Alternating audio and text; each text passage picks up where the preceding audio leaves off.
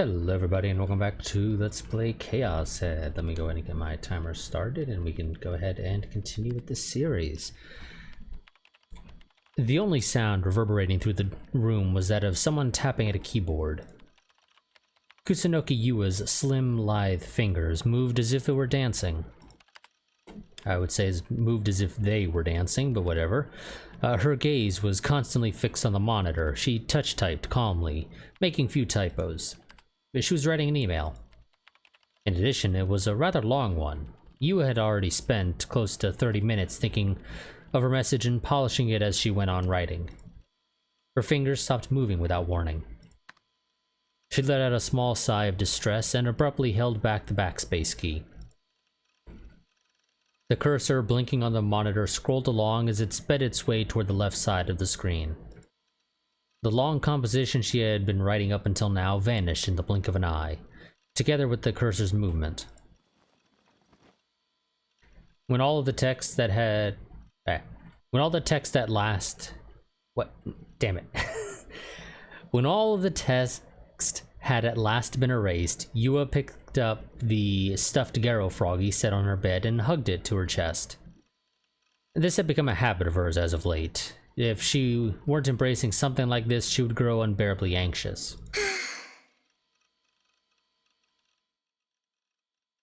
Burying her chin in the stuffed animal, Yua simultaneously sighed again and gave a little shake of her head.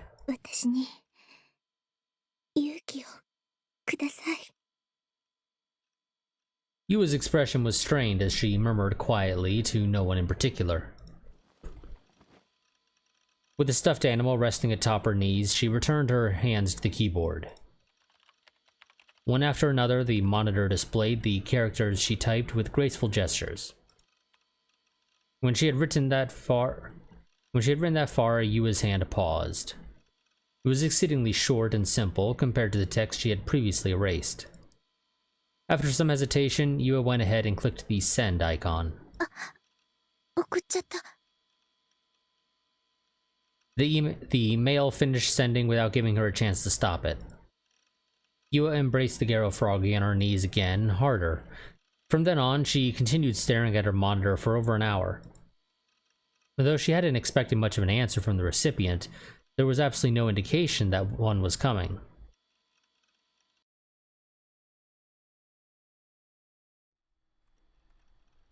The usual room 37. As I sank my hips into its reclining chair, I chewed on my nails to distract myself from my irritation.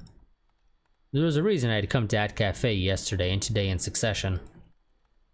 The night of the day before yesterday, after I found out from Grimm's investigation that Senna had been telling me the truth, I got an email from Yua. Plus, she was presumptuous enough to mention that she wanted to talk with me one more time. Don't fuck around with me, I'd like to say to her. What's with saying, I want to talk with you, after deceiving me? There's nothing you can possibly have to tell me. Anyway, she must have come up with a new plan to entrap me or something. I'm not going to play along with her. Yes, I wasn't used to conversing with girls. As a result, I'd been totally taken in when Yua made a play for me. Seeing me like that, she'd been secretly mocking me. And then there were her incomprehensible delusions. I have plenty of delusions myself, but mine don't cause any inconvenience to other people. But she'd regurgitated her theories at me in a way that almost made it seem like I was the new gen criminal. I'd never forgive her. And so I'd ignored her mail, but one thing still concerned me.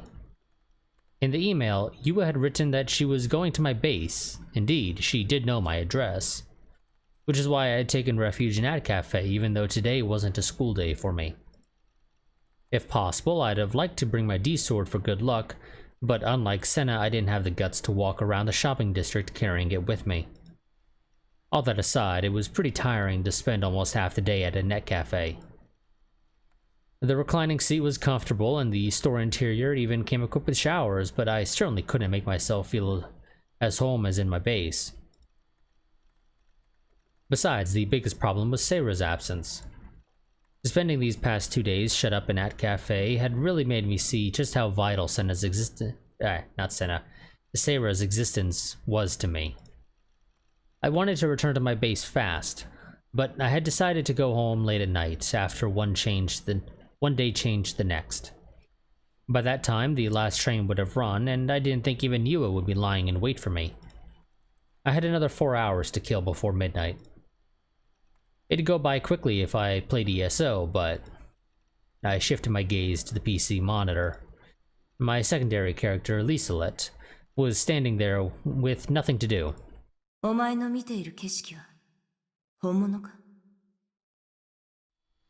I recalled Senna's words. Over half of what she had said was a fact. Except, we hadn't been able to find a source for the part about controlling people's free will and physical movements. Maybe that aspect of it was purely in Senna's head. Because mixing the truth with a tiny bit of a lie was a particularly skillful and effective method by which to threaten someone. Though I understood that with my reason, the unexplainable phenomena that had occurred to me over these past few weeks kept flittering across my brain, and they remained terrifying no matter what I did. I absentmindedly contemplated Liselet inside the screen.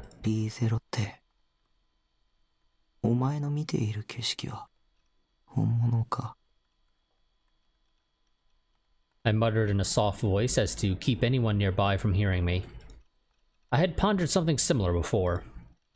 The world that I was currently looking at, Liselot's world, Baselard, may have been the real thing to Liselot, but to me it was artificial. This suggested that the world I'm in, which the person behind me gazed at, was also something artificial. However, in the same way that Liselot couldn't recognize me, a higher order being, I too failed to recognize the higher order being who was the person behind me. I wondered if Liselot was thinking the same kind of thing as me. At least, without my intervention, she wouldn't even be able to move under her own power. Then what about me? Would I even be able to rise from this reclining seat if the person behind me chose not to intervene? I tried standing up. I met with immediate success. This time I tried sitting down. No problem.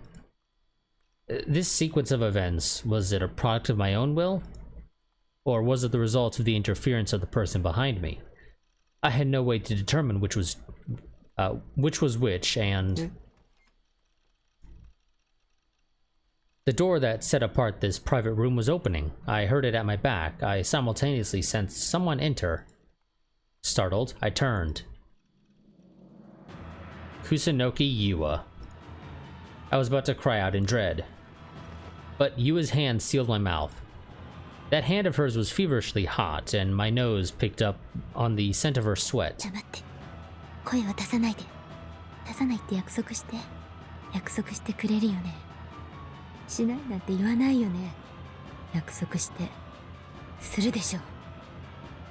Well, she's gone cuckoo for Cocoa Puffs.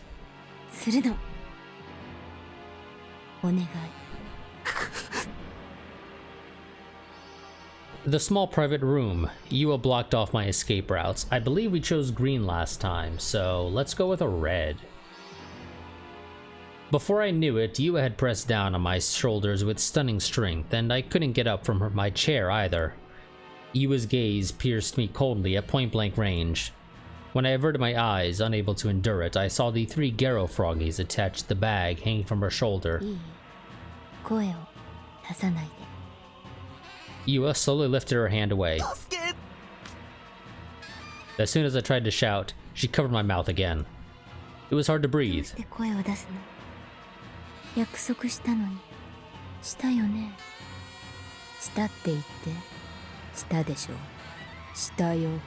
No, we did no such thing. Yua had an abnormally strong grip. At the same time that she sealed my mouth, she clenched my jaw until it creaked. My terror reached its zenith, and my knees started shivering. All I could do was desperately nod in answer to Yua's quiet, emotionless words. At that, Yua finally relaxed her grip on my jaw, but she didn't take her hand away like before. Shit, she was a genuine stalker. I'd never dreamed she would show up here. When Yua whispered in a low voice, as though to keep anyone nearby from hearing, her tone had reverted to its usual timidity. It was like she had multiple personalities. She was seriously ill.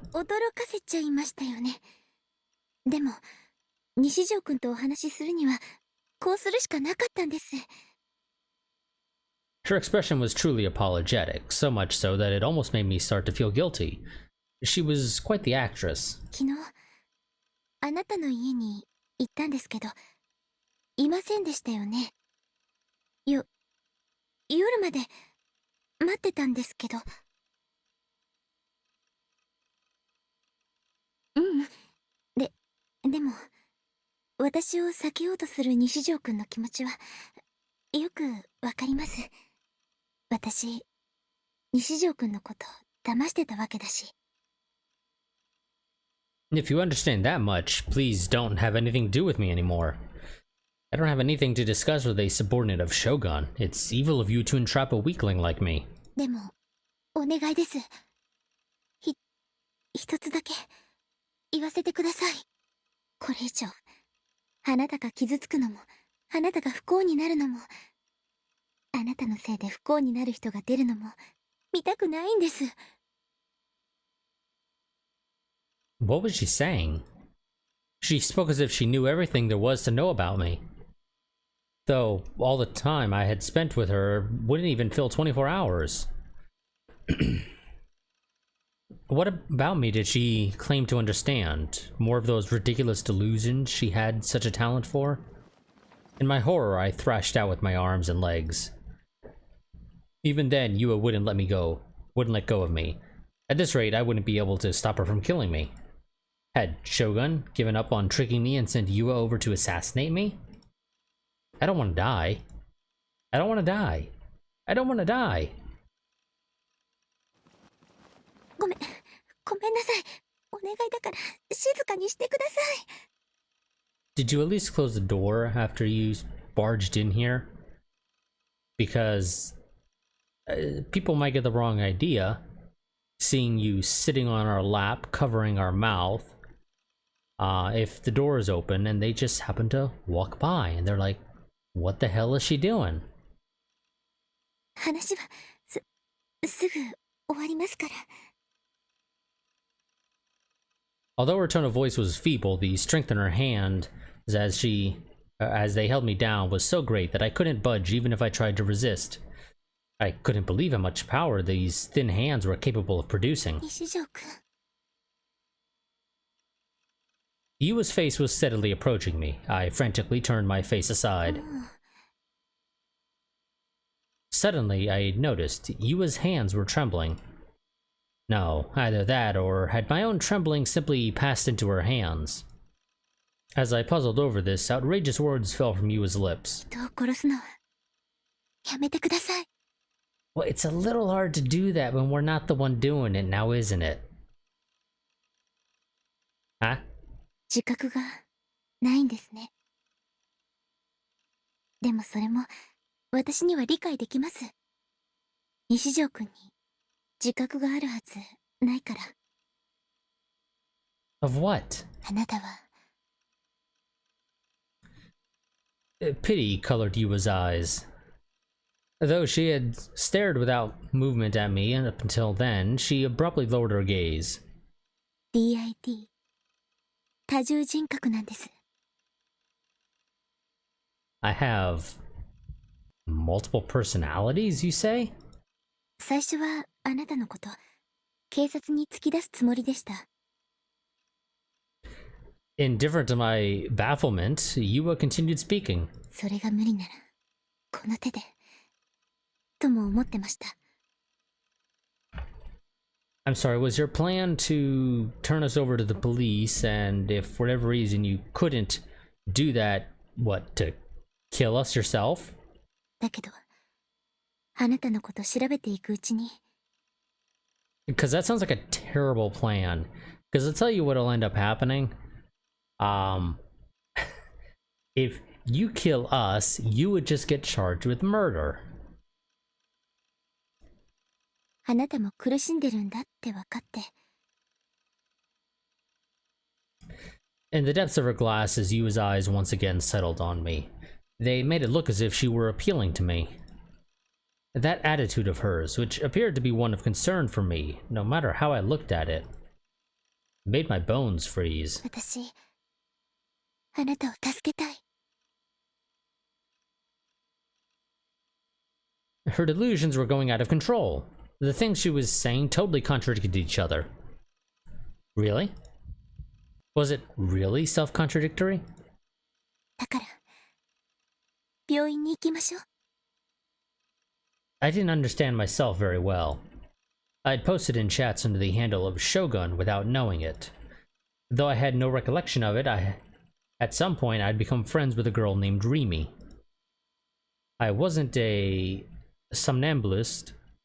There was no higher order existence manipulating me. Maybe the person behind me had literally been inside my heart? A me who wasn't me. A personality that wasn't me. Multiple personalities. My head ached, a piercing pain as if someone were stabbing my temples. It couldn't be. That scenario was pure nonsense. Who would believe such a thing? This too was Yua's fantasy. She was my enemy. She tried to fool me. She tried to break my heart. And Shogun had influence over the hospital. Dr. Takashina, the one person I could rely on, had gone away all too suddenly and unnaturally. The Shogun must have erased him. I'd get erased too if I'd listened to Yua and went there with her. I won't believe her. Won't believe her, won't believe her, won't believe her, won't believe her, won't believe her, won't believe her, won't believe her, won't believe her, won't believe her. Oh, accidentally skipped over. I was in a trance. I shoved Yua away with all my strength. Accidentally had double pressed there. Slamming into the wooden dividing door close behind her, Yua slid up to the floor, face twisting. Having finally freed myself from Yua's hands, I grabbed my bag, stepped over her, and went out into the corridor. Crouching, Yua seized my ankle. My hair was disheveled, and she'd made no effort to adjust her sliding down glasses. As she clung desperately to me, that form of hers invoked nothing but fear in me. A pathetic shriek leaked from my mouth. She was my enemy. She worked under Shogun. I won't let you fool me. I'll never let you fool me again. When I yelled, you immediately let go of me.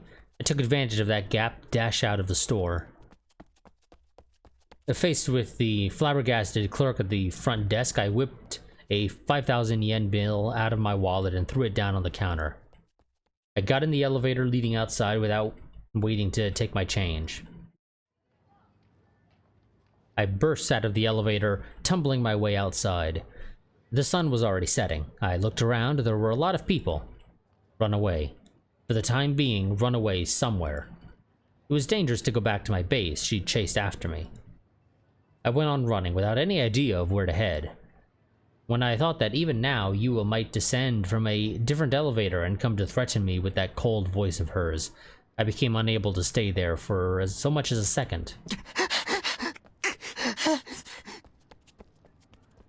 Anyway, looking over my shoulder countless times, I ran. The pedestrians were in my way. I bumped into salarymen and high school girls with a delinquent air about them. They bitched at me every time. Even so, I went on running, unable to stop.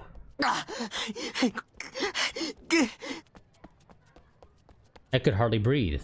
I had picked random roads as I escaped, and I didn't have a very good idea of where I was running to. I paused to collect my breath. I checked the view from the place where I was standing. This was in front of Maruichi. Alright, then I'll reach to Miyashita Park. I'd take a brief break there, then flee even further away. If I made it to Yoyogi Park, there'd be any number of places to hide, so I could potentially spend the night there. I couldn't help worrying about what was behind me. I couldn't spot Yua anywhere. But it wouldn't be strange if she'd appear before me at this very moment, wearing an expression akin to that of a no mask. My instincts urged me onward. Run away. You have to run.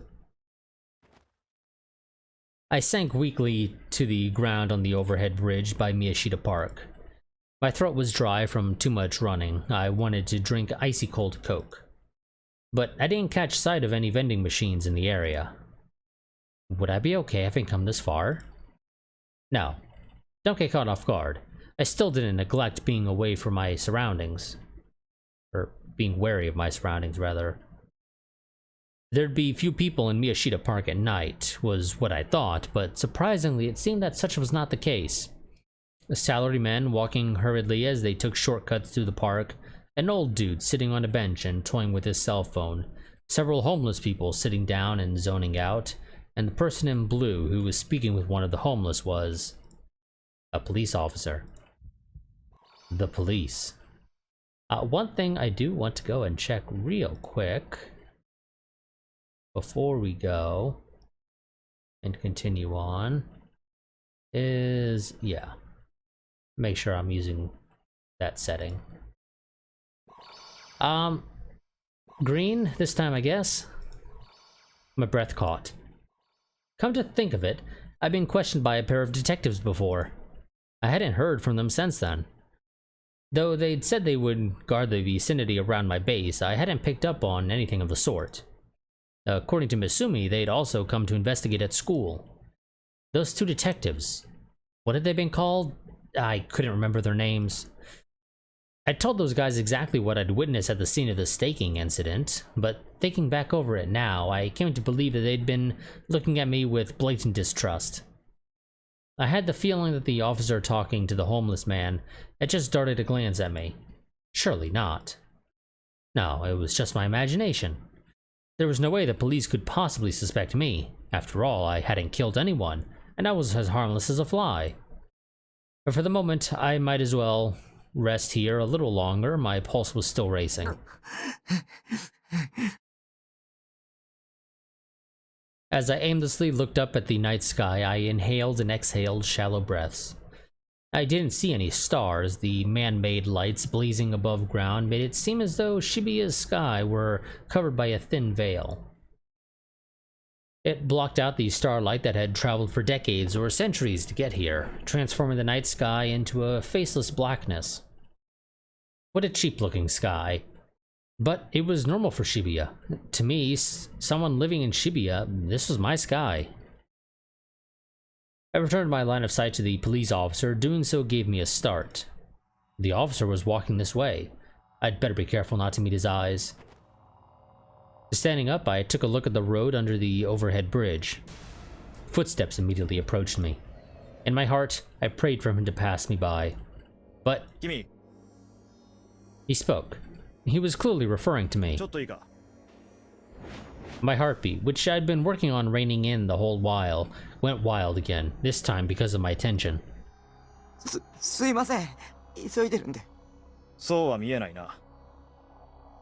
Why had he spoken to me? I listed the possible reasons in my head. 1, because I'm in a place like this at night. 2, because I seem like a suspicious character. 3, because he's questioning everyone he comes across in the line of duty. 4, because the police view me as a suspect in the new gen cases.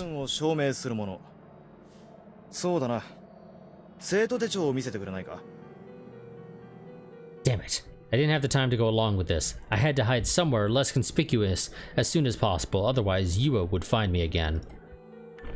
But if I ran away from the officer, I might get arrested for obstruction of justice. Worse still, if 4 on my list was the reason, running away would force me into an even more dire position. In any case, I had to be fast about getting the stuff with the police officer over with. I reluctantly took my student handbook out of my uniform's inner pocket and passed it over to the officer. Accepting it, he opened it up to confirm my name and headshot. Directly after, his countenance changed, his expression switched. What was it? Why had he reacted like that? Was my name that much of a problem? Maybe I was being made into the new gen suspect after all. But that was the police's misunderstanding. I hadn't done it. You had decided I was the murderer. I simply wasn't aware of it myself. Impossible. I'm not a sleepwalker. I don't have multiple personalities. I've had enough people screwing around with me. Unexpectedly, the police officer returned my student handbook right away. And swiftly, as though he were fleeing me, he headed back toward the park. There was something suggestive about his attitude. I had an amazingly bad feeling about this. Was I really an object of suspicion? I stared at the officer from behind. He gave a little nod to the older man sitting on the bench, or so it appeared. Strange. Was I imagining things? But he had definitely looked in the direction of the guy on the bench. I couldn't determine whether he had actually lowered his head or had simply seemed to do so. The police officer went on his way out of the park. The geezer on the bench went on messing around with his cell phone, or so it appeared. But his fingers weren't moving, or at least they appeared not to be. It was dark, making it hard to tell either way. Normally, the phone's LCD display would give off some light, but the old guy's hands remained shadowed. Something was strange. I began paying careful attention to the other people in the park. One of the homeless men was sitting apart from the rest at the base of a big tree. He didn't move an inch. He had a weird signboard with him, but his face had been pointed down the whole time. The three homeless who were in front of a shed covered by a tarp didn't appear to be having much of a conversation. All they did was sit there in a circle. One of them put a hand to his mouth. He covered his mouth with the end of his sleeve and his hand in a manner that looked almost deliberate, or so it appeared. I couldn't tell for sure, but it was strange. A peculiar tension floated into the air of this park, though even that might have been a figment of my imagination. Don't tell me. Every single person here is an undercover detective or something. I shuddered when that vision rose in my head. I desperately told myself that in the end it was only a delusion. But in any case, I didn't want to stay here any longer. I'll escape. I started running. I crossed the bridge, reaching the stairs that led down to Meiji Avenue. I stopped right in front of them and looked back at the park. The older man from the bench had stood up. None of the others were moving. The geezer's body was facing my direction, but he had turned his face off to the side. He was beginning to walk this way. I sensed that his pace seemed a little fast. He was chasing me. That geezer was a detective. His stature looked awfully brawny to boot. I couldn't tell what his occupation was to begin with. His outward appearance made it impossible to come up with a guess. That alone wasn't enough to let me determine whether or not he was a detective. No, he was a detective. He was obviously a detective. He was tailing me. I'd be in deep crud if I stayed here. I ran down the stairs. Shit. To think that I'd been chased not just by Yua, but also by the police. On top of that, it wasn't my fault. I hadn't done a thing. Should I assert my innocence? But the fact of the matter was that I was fleeing the police right now. Besides, the police would probably come up with some random reasons to attach a crime to my name anyway. They wouldn't believe a creepy otaku like me. I didn't have the room to think about what would become of me from here on out. I've got to escape from Yua and the police for now, for that feeling alone seized control of my spirit. I went under the railroad overpass and climbed the stairs to the pedestrian bridge. There were a lot of people everywhere I went, blocking my path. It nearly made me think they were hostile towards me, that they were getting in my way on purpose. Everyone started to look like a detective. I was on the brink of panicking. When I turned around, I spotted someone running after me. I caught glimpses of a figure cutting its way through the crowd in the same way as I had. It was one of the guys from the park. I didn't know which. Anyhow, they were chasing me. The thought of it made me go cold. My life would be all over if they caught me. I'd receive a death sentence for something I hadn't even done, then get stuck in prison for multiple decades. After I'd tasted my fill of a living hell, they'd finally tell me, "Alright, it's about time for you to die." Anything but that. I wouldn't be able to take it. I didn't want to live a life like that. Even if I managed to prove my innocence at the very end, the invisible hand of criminality wouldn't vanish from me. Everyone around me would be suspicious of me. Anything but that. I haven't done a thing. Upon entering a small road with virtually no other pedestrian traffic, I ran even more frantically. But because I'd been running almost the whole time since leaving At Cafe, I couldn't keep breathing. My lungs sought oxygen. My legs were shaky with exhaustion. Now that things had come to this, it was too late for me to regret not having exercised more. At long last, the ability to run, I halted in At last, losing the ability to run, I halted in place and felt my hands and knees. It was a familiar place. Outer walls made of a distinctive red brick, a giant illuminated sign that said Gigantes. I had been here once before, though together with Masumi. At the time, I had come to hear Phantasm perform live, or more accurately, to see their vocalist, Fess. Or FES, rather, whatever. Now it was utterly quiet and empty of a human presence, and only the light of the vending machine in the front of the building feebly illuminated the area. Irritated at how my breathing refused to go back to normal, I looked over my shoulder at the street I'd run down. A dim, narrow road. A train on the Tokyo-Yokohama line declared at it as it passed close overhead, and the light spilling out from its windows, or decelerated rather, whatever, from its windows was particularly eye-catching, but even that illumination failed to reach the road directly below it. I squinted at the end of the street. Had I managed to shake off the police in Yua? It was too dark for me to tell. The female voice that brushed my ear without warning made me scream pathetically and whirl around. The one standing there was FES, garbed in the flashy clothes meant for her live shows. As she stood quietly in the darkness, looking down at me, her form lacked the erupting power it held on stage and instead appeared ephemeral. Since it was dim, I couldn't scope out her expression. While I remained stupefied by surprise, FES quietly extended a hand toward me. Her tone was disinterested, but she gave off the sense that she wouldn't let me say no. Still holding out her hand, FES slowly turned her hand and narrowed her eyes, as if to see through the darkness. Why? Did she know I was fleeing Yua and the police?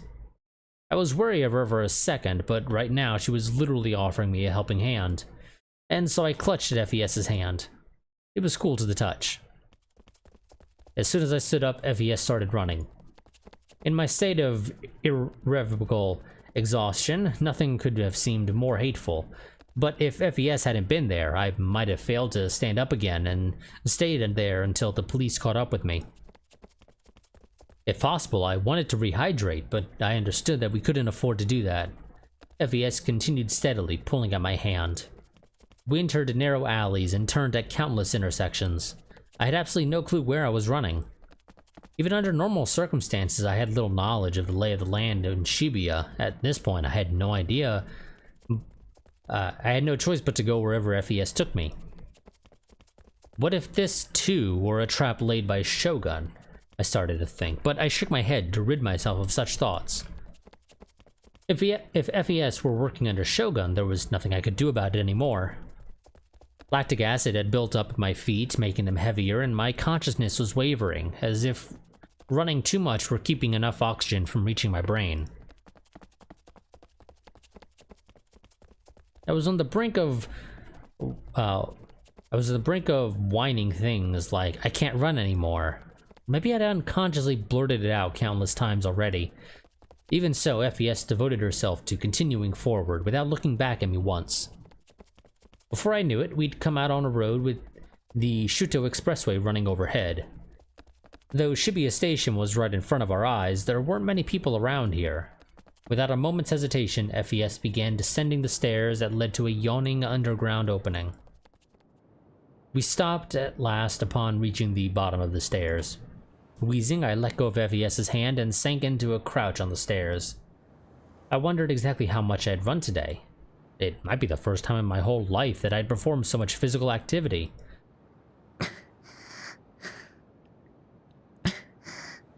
For some reason, all that could be heard in the dim subway with its melancholy ambience was the sound of FES and I breathing.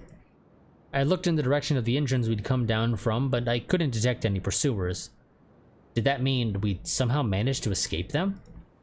Even so, it was the first time I'd heard of this part of the subway.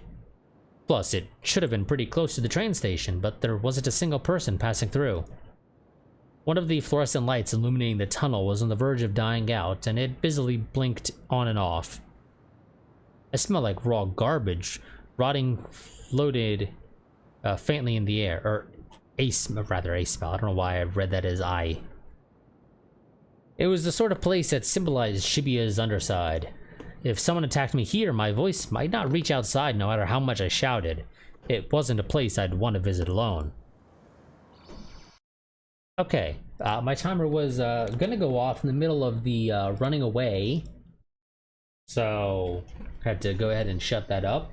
We're gonna go ahead and I think end this part here. This part has gone a little bit longer, sitting at about 35 minutes, and normally these are about 30 minutes.